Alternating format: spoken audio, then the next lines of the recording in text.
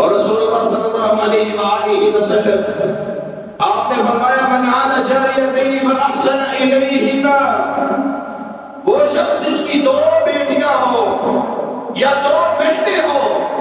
ان کی پرورش کرتا ہے، اچھی تربیت دیتا ہے، پھر اس کا گھر ان کا آباد کر دیتا ہے،